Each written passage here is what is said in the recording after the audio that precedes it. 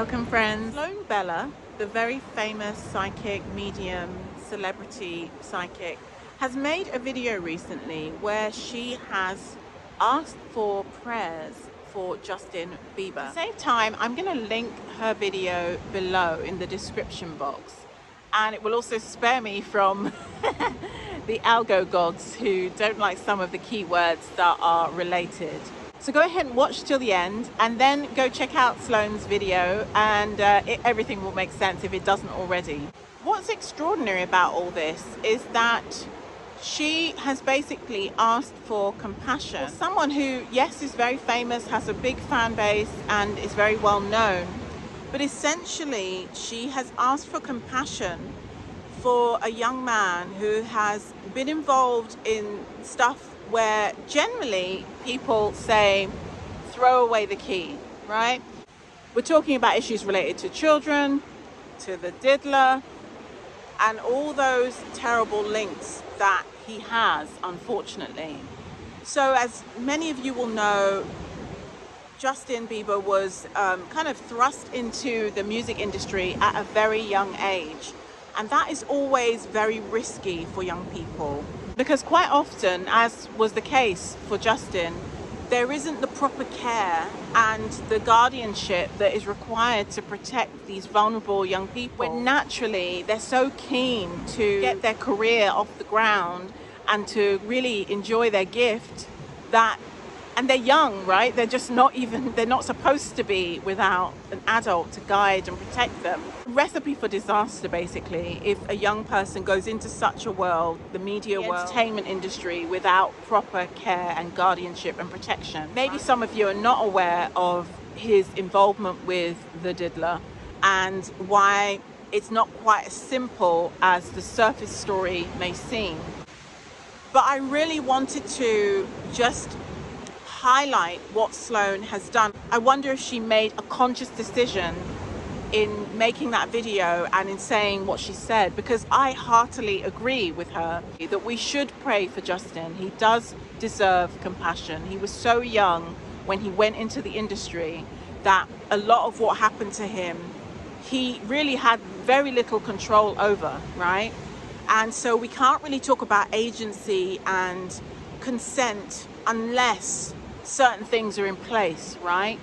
When a young person like that becomes exploited, and unfortunately this is not uncommon, as a psychotherapist, as a specialist psychotherapist who works with patient populations that, you know, range from the people who are the victims of abuse to the other end of the spectrum where they're the ones actually doing that.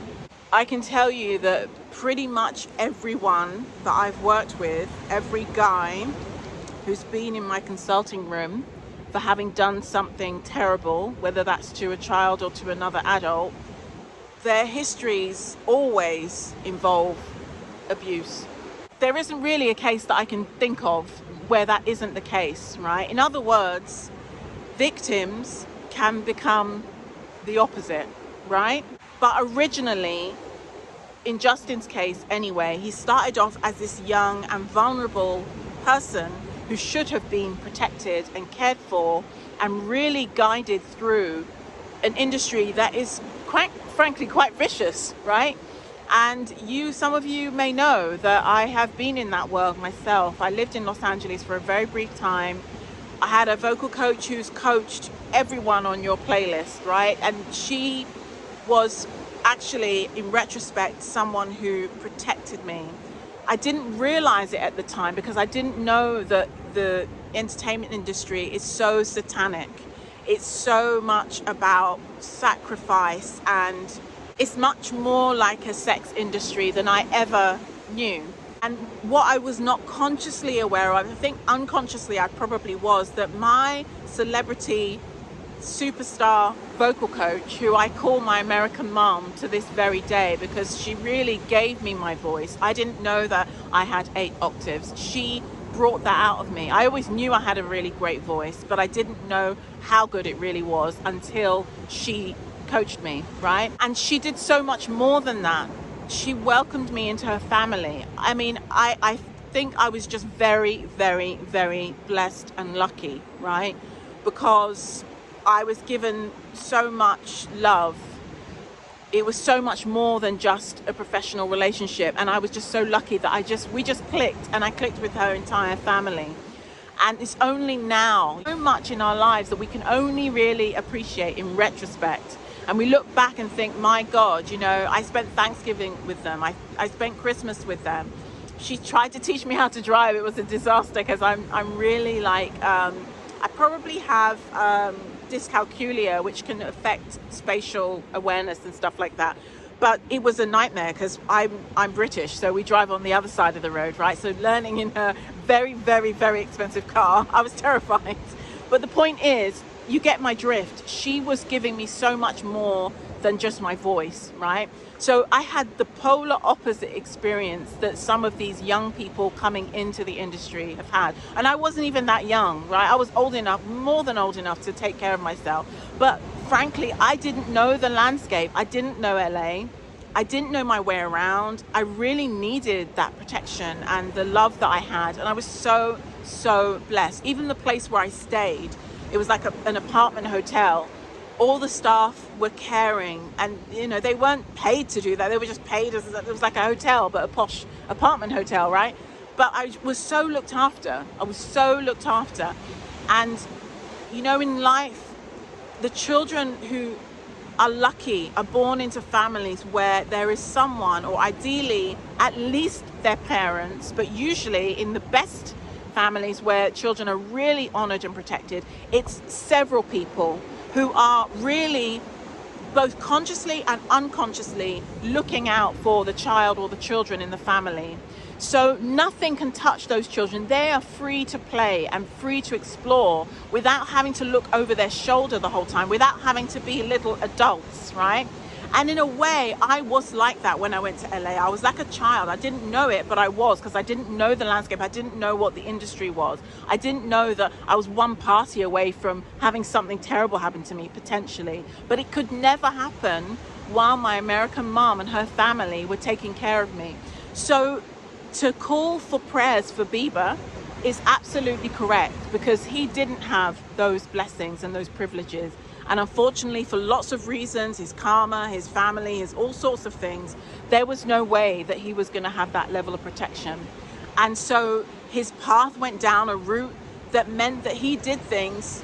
I mean, who knows the deep detail of it, but I suspect that there were drugs involved. I suspect there was a lot of coercion involved. I suspect there was threats involved that if you don't do this, X, Y, and Z, we're going to ruin your career. But not just that. I would wager that this is all alleged. This is literally coming out of my mind now as I'm kind of, I don't know whether to say channeling or psychically getting downloads here, but my suspicion, just put it that way, is that he was threatened, and we'll do something to your mum, we'll do something to your dad, we'll do, if you don't do X, Y, and Z. That's just my take, right? That's just my thought.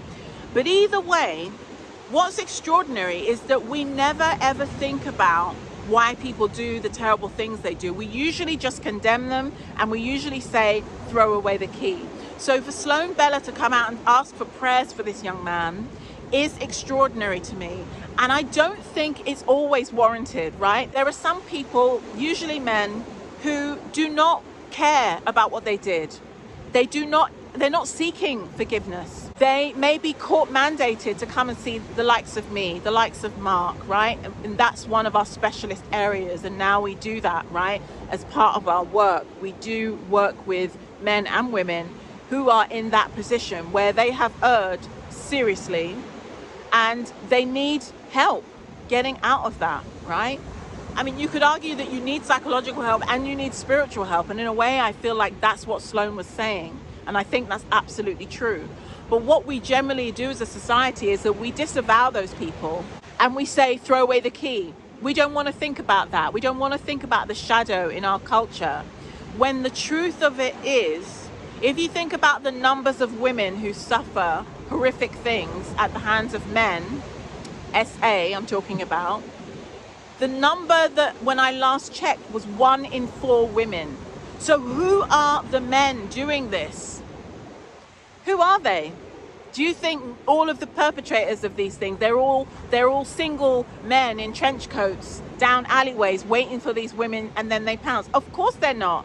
They're husbands, they're brothers, they're uncles, they're people in our worlds. And I've talked about this before, but I just think it's amazing that someone with such a huge platform like Sloan Bella has kind of been bold enough to say, we need to think a bit more broadly about this.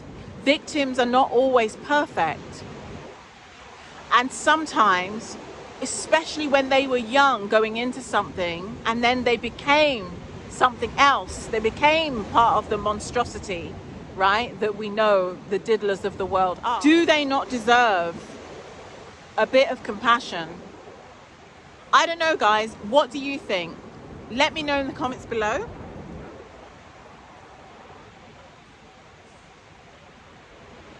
If you're watching this on Mark's channel, if you're watching on my channel, comments are presently closed. But I just want to say thank you so much for watching. Thank you for supporting our work. Not all heroes wear capes. So yeah, big props to Sloan Bella for what she did in that video. I think it really is quite amazing because of her platform and because of her influence. I don't know how people are going to respond to that video, whether they're going to be angry at her for saying that, or whether they haven't quite realized the magnitude of what she's actually asking for. But nonetheless, I'm here for it, right? We're here for giving people second chances when they deserve it. When they deserve it. If they don't deserve it, they're not repentant, as it were. If they don't care about the harm they've done, then all bets are off, as far as I'm concerned, personally, right? And just to be clear, psychotherapy in these cases is not a get out of jail free card.